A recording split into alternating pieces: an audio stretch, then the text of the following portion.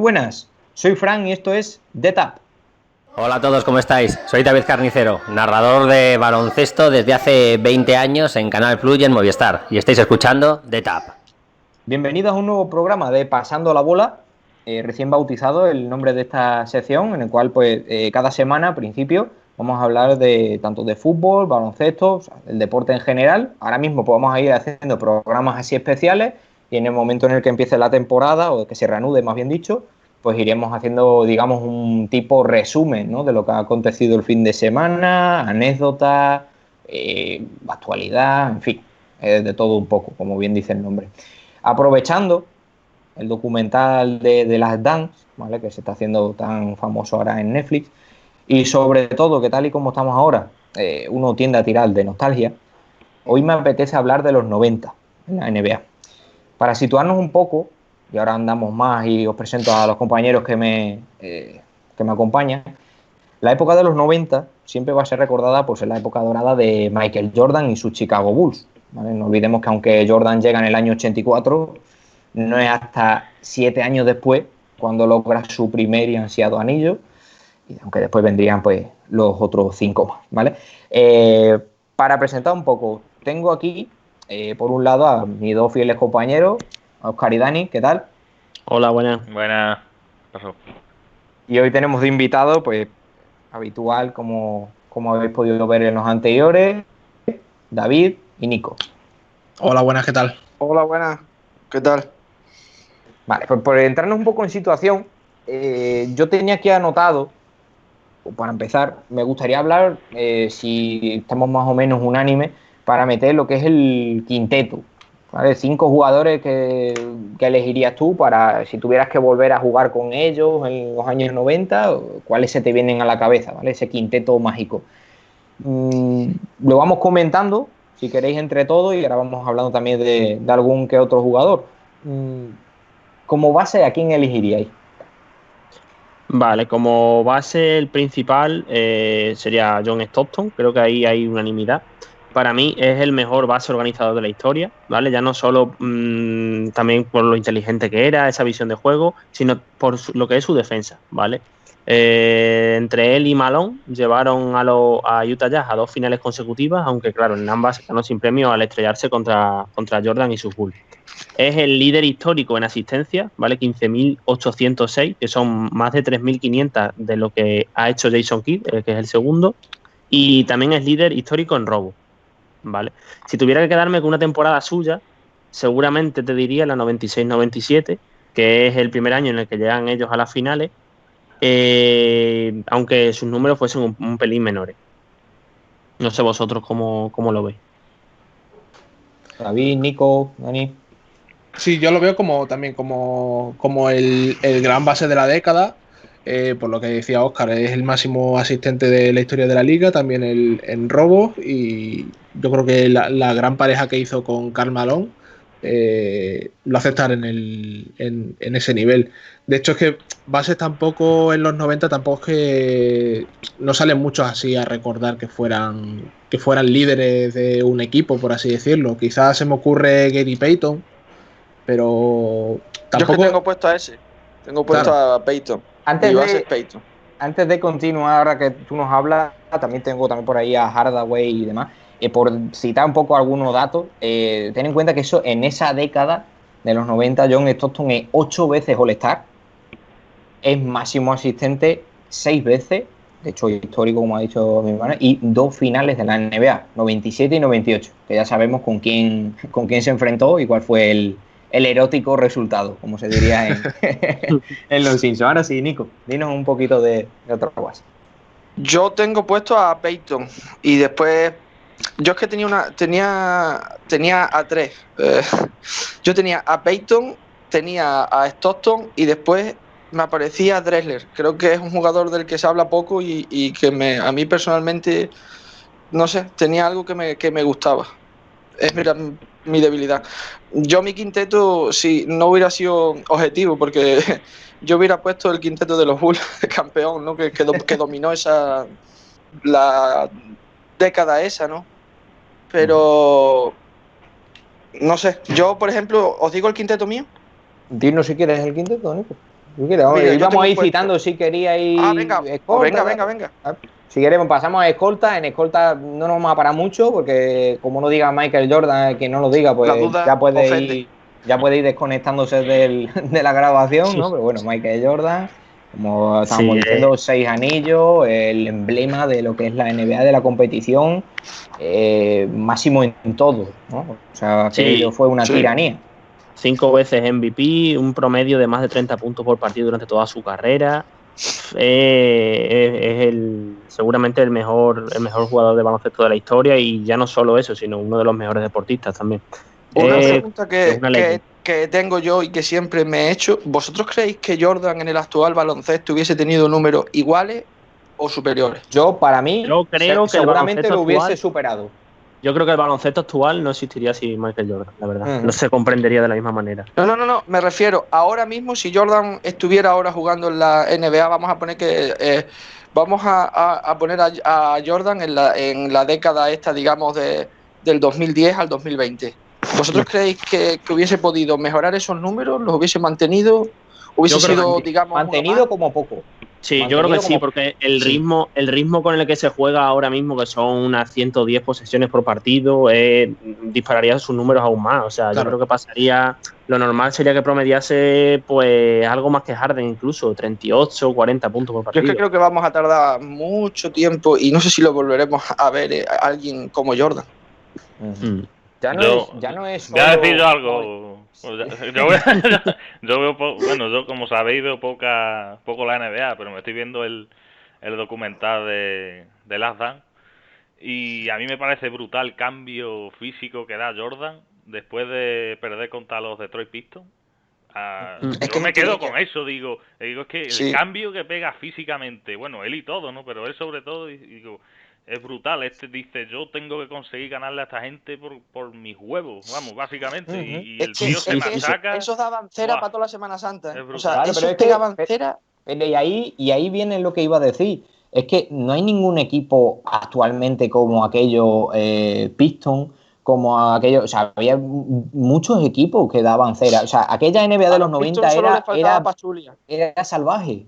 ¿Sabes? Entonces, si ahí en esa NBA anotaba lo que anotaba Michael Jordan, aquí. Sí. Ahora mismo, seamos francos, hay muy poquitos equipos que, sobre todo en temporada regular, hay partidos que son un paseo. A poco sí. que bajes el culo, ganas 40 o 50 partidos. Y además Entonces, hay que tener en cuenta también que al Jordan a pegar ese cambio físico y a centrarse más en las pesas y en tener esa, o sea, en potenciar esa capacidad atlética, lo que hace es que a su alrededor, al resto de jugadores de la liga, también los obligue a llegar a ese nivel para intentar ganarle. O sea, que es que Claro, también es un poco ponerlo en situación de que Era un ya no motivador. solo mejora él, sino que además tira del carro de toda la liga a también tener que buscarse cómo mejorar físicamente. Y pobre del que no entrenara o del que lo estuviera haciendo. Sí, o sea, él, por ejemplo, lo que contaba mismo cuando lo de Rodman, que los ponen a todos allá a correr, decía el programa, si nosotros nos estamos aquí rompiendo el culo y este hombre no, dice, y le dije a todos que fueran más despacio, dice, porque, o sea, yo creo que era, usando un poco el tópico del fútbol, era el Messi, era el que mandaba en el vestuario, y yo creo que mandaba inclusive... no se hacía lo que decía Phil Jackson, se hacía lo que decía Michael Jordan. Vale, por centrar un poco en lo que nos queda de posiciones, en la posición de alero, aquí ya puede venir no dudas, ¿no? Porque yo, por ejemplo, siempre tendría en mi equipo a Scottie Pippen, ¿no? El segundo espada más importante, yo creo que también de la historia de la NBA. Pero aquí, por ejemplo, se pueden nombrar varios más, ¿no? Si es verdad que yo en el quinteto titular tendría, como digo, a Pippen, Scottie Pippen, pero por ejemplo no nos podemos olvidar de Charles Barkley. Claro, lo que pasa es que es eso, como alero puro. Yo es que a Barkley lo tengo por Alapivo.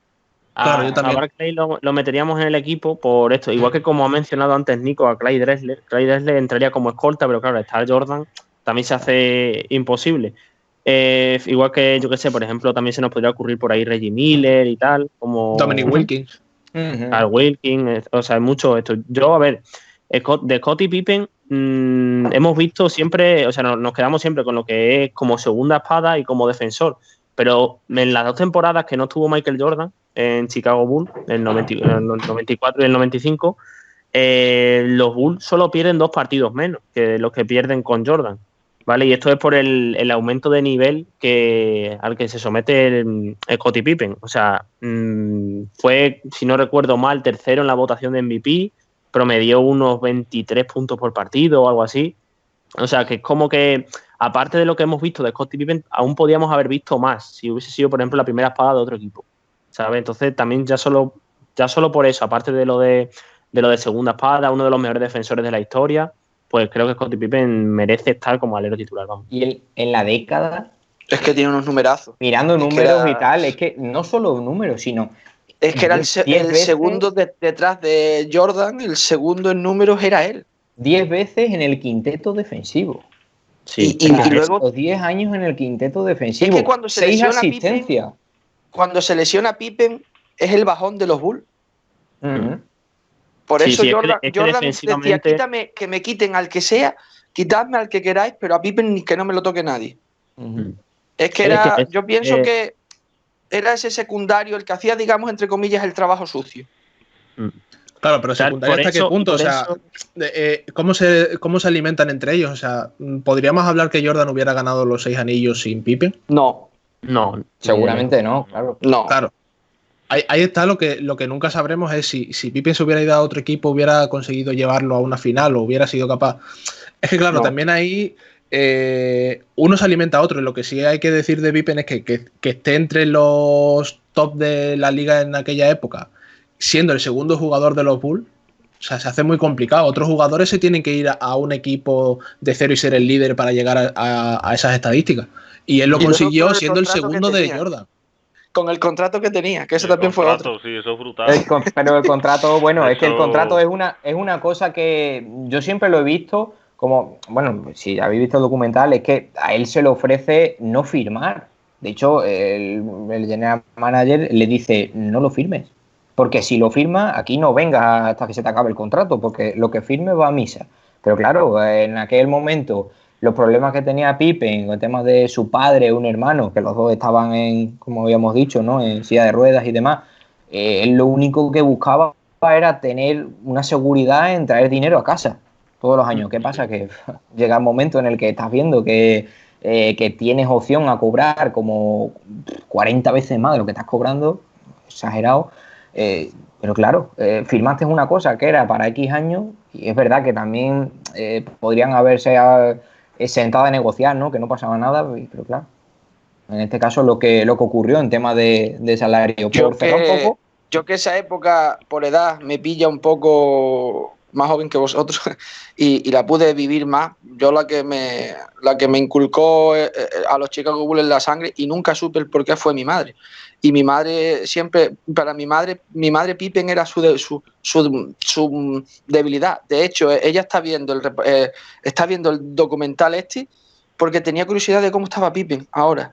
Vaya bozarrón tiene. La mejor.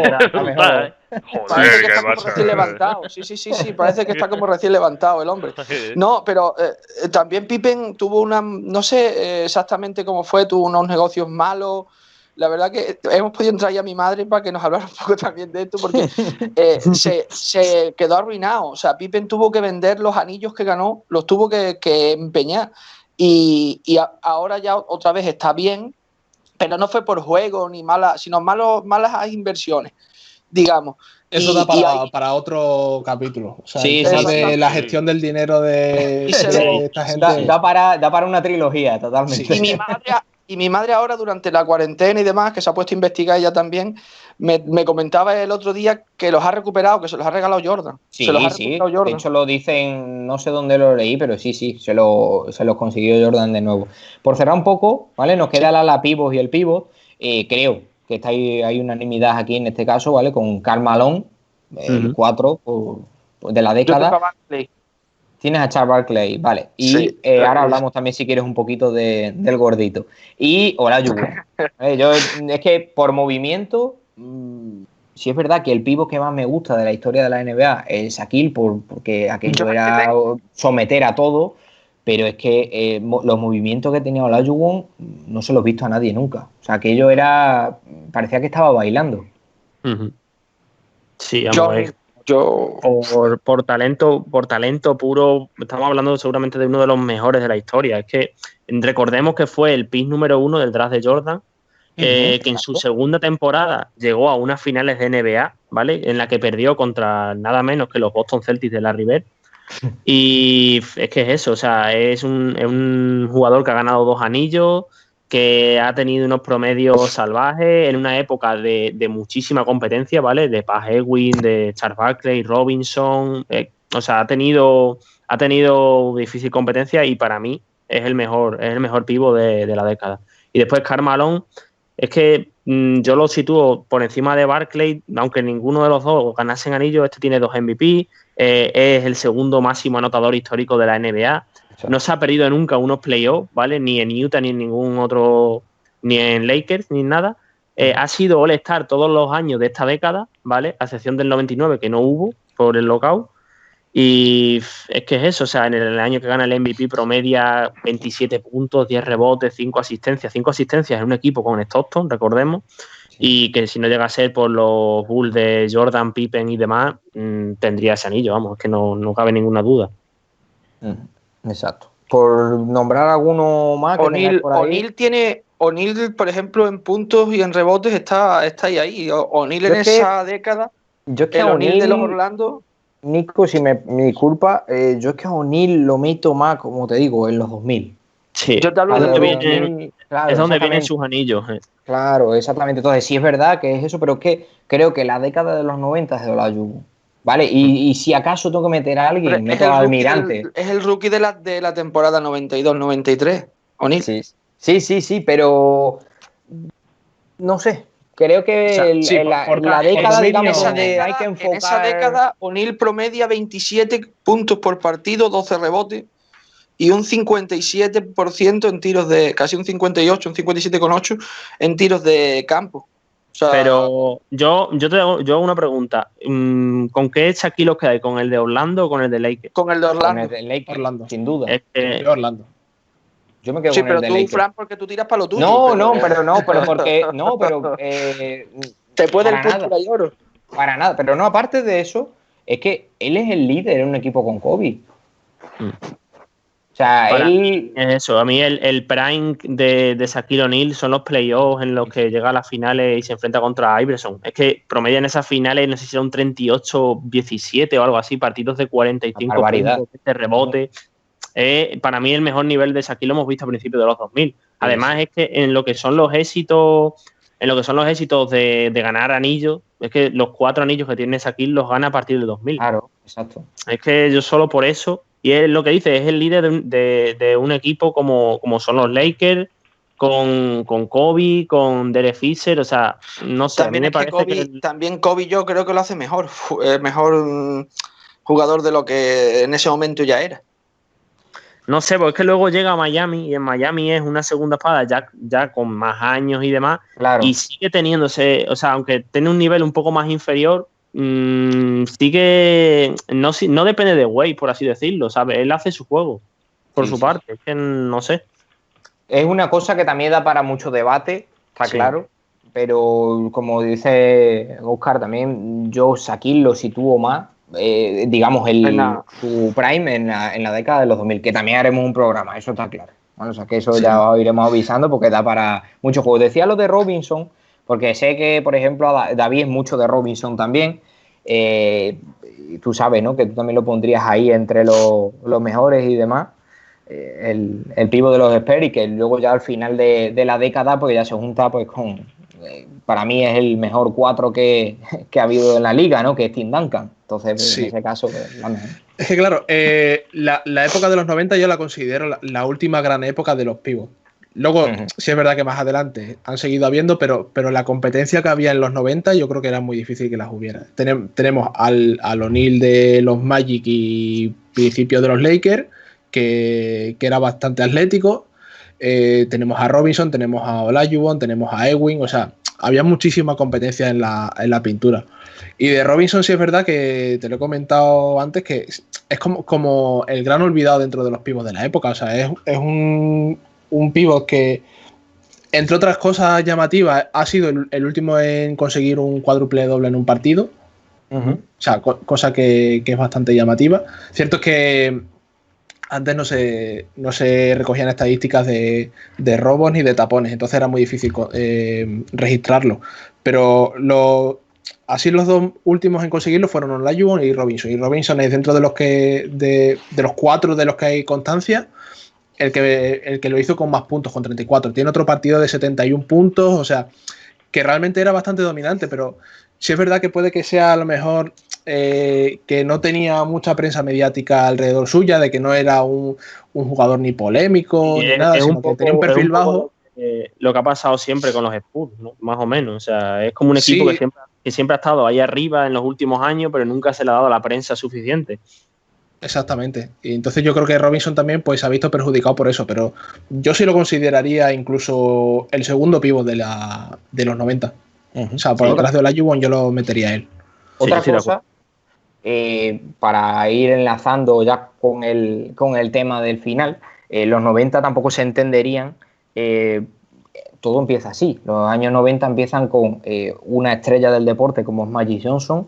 Anuncia de repente en el año 91, creo recordar, que tiene el VIH y que decide dejar el baloncesto y demás, ¿vale? En aquel momento, se ha ido leyendo y tal por los documentales, en aquel momento se creía que ya no se iba a volver a ver más a Magic Johnson, ¿vale? De que aquello iba a acabar con él y tal, y luego al año siguiente pues resulta que vuelve a jugar, que es MVP y que es llevado o seleccionado a aquel Dream Team mágico del año 92, ¿vale? Por eso Brutal. os digo que vamos enlazando con este final, porque claro, hablar de los 90 y no hablar con el mejor equipo de la historia de los deportes, pues me parece a mí que estábamos saltándonos un poco y demás. Entonces, este Dream Team del año 92, ¿vale? Es el primero, digamos, que se ponen de acuerdo todos, tanto la FIBA como la propia NBA, en dar luz verde a que todos los profesionales de la Liga Americana vayan a los juegos, ¿vale? Y estos pues están como locos todos. Lo que voy a ir contando de aquí, si os parece, vamos a repasar un poquito los que fueron al Dream Team. En este caso pues tenemos a Magic Johnson, Charles Barkley, Chris Mullin, Stockton, Malone, Drexler, Jordan, Pippen, Larry Bird, Ewing, Robinson y el novato, el universitario, Leitner. En este caso, ¿vale? Estos son los que fueron al Dream Team y lo que quiero es que comentemos un poquito algunas anécdotas, ¿vale? Que tengo yo por aquí anotadas y demás. Una cosa que me llama mucho la atención en ese momento, pero que bueno, con respecto a lo que ha ido pasando después en la década, pues tiene también sentido. El señor Larry Bird es el único que se niega a ir a los Juegos Olímpicos. No sé si es porque ve que su tiempo ya estaba pasando, de que tal, pero era el único que no quería asistir a los Juegos Olímpicos.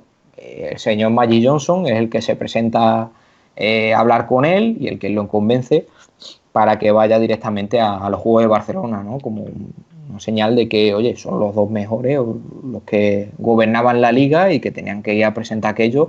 Y digamos que en aquel momento pues una forma de pasarle el testigo al que era ya el mejor jugador de la NBA, como era Michael Jordan, ¿no? Entonces en este caso pues era una cosa que tenía que ocurrir.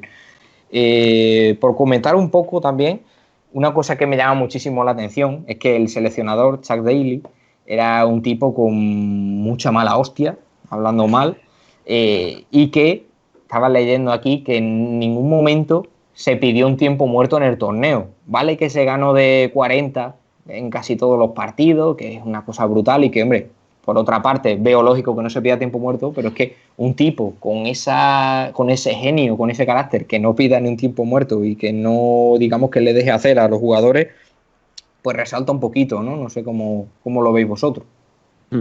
Yo antes de nada quería comentar un poco lo de Larry Bird, porque también es verdad que yo en parte entiendo por una parte la razón por la que no quería ir, que si no recuerdo mal, él se retiró por problemas de espalda, ¿vale? Tenía como un nervio pinzado o algo así, y llevaba varios años de sus últimos años de la carrera, llevaba varios años resintiéndose de esto.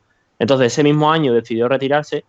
Y claro, tuvo que venir Magic para convencerlo de que jugase los Juegos Olímpicos y tal. Recordemos que los últimos partidos que ha jugado Larry Bird han sido eso. Luego, lo que decías de los tiempos muertos y demás. Yo es que creo que el papel de lo que es el entrenador en una selección de baloncesto para los Juegos Olímpicos y tal, siempre se ha limitado más bien a lo que es la selección, los procesos que hay antes de la competición, por ejemplo, de pasar de la prelista de 60 a 20 y tanto, y poco más, la verdad. Entonces, en un equipo que tenías a tantos egos como el de Michael Jordan, Magic Johnson, etcétera, pues no sé, es como que él estaba puesto ahí y poco más. De Sí, hecho, con lo que tú has dicho de Magic Johnson, a Drexler le sentó como una patada en el estómago que fuera Magic Sí. Johnson. Ya venía, ya estaban picados, porque es que no recuerdo exactamente en qué año fue, Levitt Lowe MVP. Pero sí, fue el año que vuelve, es el año que vuelve, que él decía que se le habían dado por pena, que había vuelto de él aquello. Él ya directamente lo daba por muerto, porque claro, Sí, hay que recordarse, hay que volver atrás y en esa época el SIDA era algo mortal. Claro, o sea, era muy difícil superar el SIDA. O sea, tú tenías el SIDA y ya te ibas, literal. Y él decía, fíjate que este ha venido aquí ahora, porque Drexler se veía como titular en el Dream Team y llega un tal Magic y dice, no, y le pasa por la derecha, o sea... Y ahí también viene, no mal rollo, pero le sentó como una pata en el estómago que fuera Magic. Hablando de los mal rollos y demás, también cabe resaltar, aunque nunca se ha dicho que fuera así, pero yo siempre me lo he creído, y más viendo lo bien entre comillas que se llevaban los dos, siempre se ha dicho, ¿no?, que en aquel equipo Jordan vetó a Isaiah Thomas de los Detroit Pistons. O sea, que fue el que decidió que el base de los Pistons no se acercara a aquel equipo. Creo que recordar, sí, cuando se celebraron los 25 años, el aniversario, comentaba, que no recuerdo dónde lo he leído, creo recordar que era un periodista, no me acuerdo ahora si era del ABC o era de tal, pero era uno que la verdad es que cubrió todo esto y estuvo muy cerca de ello. Llamaba a aquello, o lo describía, como si fueran los Beatles de la canasta. O sea, aquello era una pasada. En aquel momento era el único equipo que no vivía en la Villa Olímpica, con todos los demás deportistas. Era el equipo que entraba directamente el autobús al pabellón para que no hubiera aquel jaleo. Es que arrastraban mediáticamente, eran dioses, que eran venerados como dioses, la verdad. Y una cosa que también me llama mucho la atención, bueno, en ese momento se comentaba que la concentración en aquel hotel, lo único que se hacía era beber cerveza y jugar a ping-pong. Era lo único, por lo visto, que se hacía, que no era mucho de salir, pero que la cerveza y el ping-pong quedaba a gusto. Y muchos piques, ¿no?, que se hablaba de que en aquel momento el universitario Laettner tenía bastantes piques con Michael Jordan, jugando a ping-pong, de que, bueno, ya conocemos cómo era Jordan, de que no le gustaba perder ni en los entrenamientos. Entonces, en este caso, por lo visto, aquello fue sonado. Y una cosa que me parece también curiosa, fíjate, con todo lo que era aquel Dream Team, pues queréis ver que la camiseta más vendida de aquellos juegos no fue la de ellos. O sea, una selección como es Lituania, que estaba recién independizada de la Unión Soviética, le pide al grupo musical Grateful Dead que le haga la camiseta. Pues en aquel momento aquello fue un boom, pero brutal. Fíjate si fue boom, que vende más camisetas que aquel Dream Team. La selección de Lituania. Ya sabemos que como es el baloncesto en Lituania, o sea, aquello es tengo que ir al colegio, tengo que ir a no sé qué y jugar baloncesto. O sea, eso es una religión. Y es una religión también, claro, en Lituania. Sí, además que era bien fea, la estoy buscando aquí. La verdad es que. Sí, la estoy viendo también, madre mía. Era bien fea. No es que fuera el caso fea, es que tenía un guapo que nos gustaba, pero.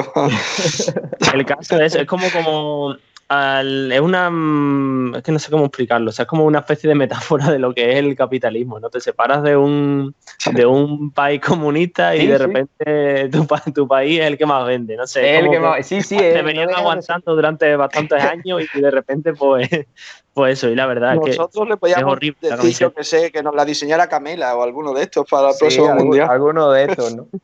Aquel oro, como ya para terminar, se lo ganan a la Croacia del malogrado Petrovic. Que si veis la foto de aquel oro, la foto de los jugadores de Estados Unidos del Dream Team con la medalla, da miedo, ¿eh? Sí.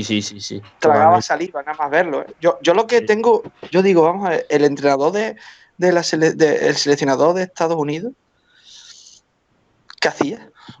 Sí, es lo que hemos estado diciendo, que me parece, y más siendo quien es. O sea, que no era que ha ido un entrenador que es muy callado, que no dice nada. O sea, que tú cuando en aquel momento a mí me dicen que un vestuario como es el del Dream Team, con todos los egos que habría, tal, lo va a llevar alguien que es un tipo con muchísimo genio, con mucho carácter, hombre, pues te da que pensar de que, no sé, en algún momento querrá imponerse, en algún momento... Es lo único que puede tener ese vestuario. Lo único que tiene que hacer el entrenador, más que definir un estilo, un juego, tal, porque ellos juegan solos. O sea, esos equipos, venga, jugad vosotros. Es más, yo creo que es como el maestro en el cole, que no se peguen. que no haya esa, yo soy más que tú, yo gano más que tú, tal. Que Sí. yo creo que eso siempre va a existir, porque ahora en Tokio, si hubiera habido juego, fíjate el equipazo que iba a presentar a Estados Unidos, ¿no? Es decir, que esos piques, esa arrogancia, siempre va a estar asociada al Dream Team o a Estados Unidos en este caso, porque llamar Dream Team a los que vienen ahora, sinceramente, yo me quedo con este, Claro. con el que estamos hablando. Los otros son sucedáneos del Dream Team. Por ir terminando, perdón, en este caso, David, estaba yo pensando ahora, David y Dani, ¿vale? Con lo que sois vosotros, yo también incluido, de Rothman, y no ha salido, ¿no? En el programa. El niño malo.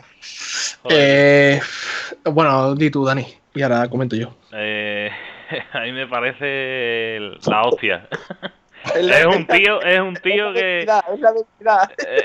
Es un tío que salía de fiesta, se tiraba horas y horas por ahí de fiesta y al día siguiente pues iba a entrenar como si tal cosa. Pero que el tío estaba dispuesto. Sí, y que cuando iba cumplía. Y Eso cumplía es el cabrón. importante. Es que es una cosa que yo me he quedado flipado. Y dame vacaciones, yo me he quedado flipado. dame vacaciones, que estoy muy cansado. Sí. Y cogía el tío y se iba a Las Vegas. Sí, señor. Sí, con Es un ídolo. Se inventó la carga de los partidos. O por ejemplo, yo ahora que quiero casar, le voy a proponer a mi pareja que sea yo la novia. Eso fue lo que hizo él. Sí. Él se casó de novia, dijo, ¿vas y tú de blanco? ¿De qué? Voy yo, que estoy casto y puro. ¿Sabes? O sea... Fue el primer jugador extravagante de la liga. Luego han venido muchos sucedáneos suyos, pero el original fue él. El original fue él. He leído que es mano derecha del Kim Jong-un ¿no? Sí, es bastante amigo. Para seleccionador de Corea, yo creo que apunta ese nombre. Ya aquí terminando, por dejar el programa en todo lo alto con Rothman, para mí es el mejor defensa que ha habido y habrá en el baloncesto. No habrá otro como él, esa forma de estudiarse a los jugadores. ¿Dónde se forjó? Esos rebotes midiendo lo que medía, o sea, no creo que haya nadie como él. O sea, aquello era un es que si te fijas, cuando se va Rothman, viene la decadencia de los Pistons, de los Bad Boys. Totalmente. Pues nada, lo dicho, para que nos esté escuchando, deciros que esta semana traemos plato fuerte, o sea, tenemos este de baloncesto que acabamos de grabar y comentaros, ya que está aquí nuestro amigo David, su canal Cimos, vamos a hacer un reto con él, que ya iremos avanzando, pero el reto va a consistir en echar una partida con él en el 2K, ¿vale? Ida y vuelta, la ida en su canal, la vuelta en el nuestro, y también haremos esto en el Warzone, ¿no? No sé cómo lo haremos, ya lo iremos... Aviso que estoy oxidado en el 2K. Yo ya voy preparando. ¿Qué equipo te vas a coger, David? ¿Qué equipo te vas a No, coger? no adelantes nada, no adelantes nada. No, Se no, irá no, viendo no, durante no. la semana que la gente los vea, que es lo que queremos. Y Fran, lo dicho, Fran, yo creo que va a ir con los Clippers. haremos seguramente. A ver si me entero yo que elegí alguno de esos. Hombre. No, hombre, a ver qué podemos hacer, hombre, pero David es youtuber de 2K. Lo más normal es que nos vapule. Qué modesto es, Fran. Qué modesto eres, Fran. Perfecto, pues nada, lo dicho. Vale, un placer. Iremos informando y hasta la próxima. Hasta luego. Venga, hasta luego. Saludos. Chao. Luego-